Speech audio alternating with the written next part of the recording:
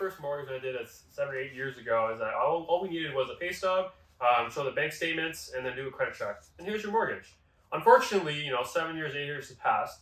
Rules have changed. Things have been, more complex.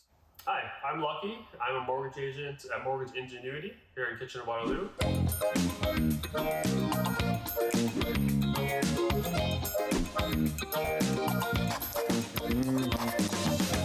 It's Mortgage Monday, and we're here with Lucky from Mortgage Ingenuity today. And guess what? I get asked this a lot. Why in the world is my mortgage broker asking for so much paperwork? There's a lot of things that they need. Lucky, you know it. There's a lot of paperwork you need. They're not shady folks, okay, people? Lucky does legitimately need this paperwork. So what kind of paperwork are you looking for from people when they're getting their mortgage approval? So with the mortgage, if in the perfect world, so I was talking to Stephanie about this, is that my first mortgage I did 7 or 8 years ago is that all we needed was a pay stub, show the bank statements, and then do a credit check. And here's your mortgage. Unfortunately, 7 years, 8 years have passed. Rules have changed. Things have been, more complex. The reason why they do this, first of all, is that they want to make sure that you can pay your mortgage. That's all at the end of the day. And we're not going to a situation where people are not paying their mortgage and we go through a bubble. So with the government, they want to make sure people can make the mortgage payments. Canadians, we're well known to make our mortgage payments, and we're trying to keep it that way so we don't have a bubble. The documents we need to prove these are income documents, your down payment documents, where they're coming from. I just want to make sure anything on your credit bureau as well. We may require statements showing the balances and payments of any loans and line of credits that you may have. Some income documents you may need to get prepared are recent pay stubs. I recommend having 2 recent pay stubs so that way they show consistency. We do require a letter of employment in today's world. And also we may require T4s or something called notice of assessments. If you're not sure what notice of assessments are, you can talk to your accountant or your tax expert, whoever it may be. They're basically how much income you file to the government, and they actually send you that paper back either by email or they send it directly by mail. You can ask me directly on how to get the notice of assessments if you're not sure what that is.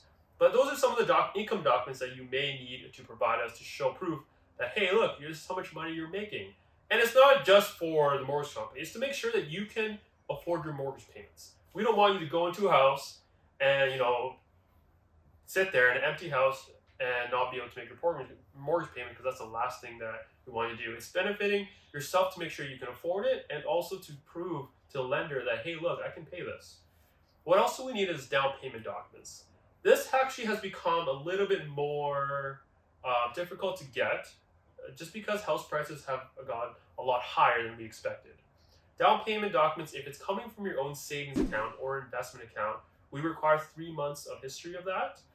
You can actually get that mostly online, or you can go to your nearest bank, wherever that may be held. So if it's in a savings account, a checking account, your investment account, unfortunately we do require 3 months of history of that to show that you've accumulated that over time. So everyone, just be mindful of this. Yeah. If you have, for some reason, a safe full of cash, maybe you were a drug dealer in a previous life, and now you've decided that you want to buy a home with this money. You can't just show up to Lucky with a suitcase full of money and say, I'm ready to buy a house now. You're kind of nice. You have to have this money in an account. You have to prove that it's been there for at least 3 months. So if you're thinking about buying a house and you have a ton of cash, maybe you won it, maybe you inherited it, maybe you found it in someone's basement, whatever the situation might be, you have to have that money in the account for at least 3 months ahead of time. And I would say probably more like 4 or 5 to make sure that when you go back to 3 months, no one's wondering why you deposited $100,000 in cash at your bank. So keep in mind what you need to do ahead of time before you buy a house. But people get really excited about these things and they don't have their documents in order. Yeah. So besides proving where their down payment came from, what if they get it from family? What do they have to prove then? Okay, so with gift from family, I recommend if you're getting a gift, which is very common now, especially with the house prices, you want to make sure that you're getting the gift from an immediate family member. So whether it's from your parents or your siblings, there are some cases you can use aunt or uncle, depending on case-by-case situations. But anything that's a small amount under $100,000, you just want to make sure that the parents actually give you the money in your bank account. So I would recommend having it 30 days before closing to make sure it's in there. It's in your bank account or whoever's signing with you, whether it's you and your spouse or anyone that's co-signing, it's in one of your bank accounts with your name on the statement. I know that I say this a lot, but a lot of times statements online don't have your names on them. You might know that's yours, but for us and for our lenders, all they see is a bunch of numbers and no name. So right now, I would say just make sure you get something with your name on it to show that it's yours. Show the history that you had the money accumulate over time. If it's coming from a gift, we will have you sign a gift letter that basically says that it's gift money, that it's not a repayment, and shows that money that's in your bank account. If for whatever reason your parents cannot give you the money ahead of time, the lenders will may ask for your parents' bank statements as well, showing that they've had the money in there. Now, you may ask, why are all these questions? Why do you need all these documents?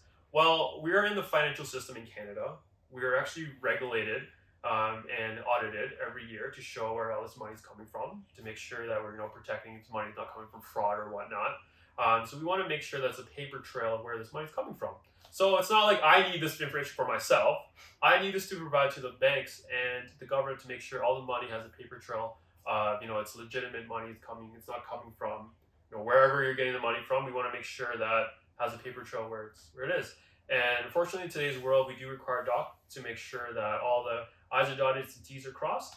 And then if you have any questions about any specific documents you need based on your situation, like I said earlier, you may not need to provide all the stuff. You might only need to provide half of things. Every application is a little bit different, and I find that with today's world, we need more than 2 applicants for the mortgages. So more people, more paperwork, unfortunately.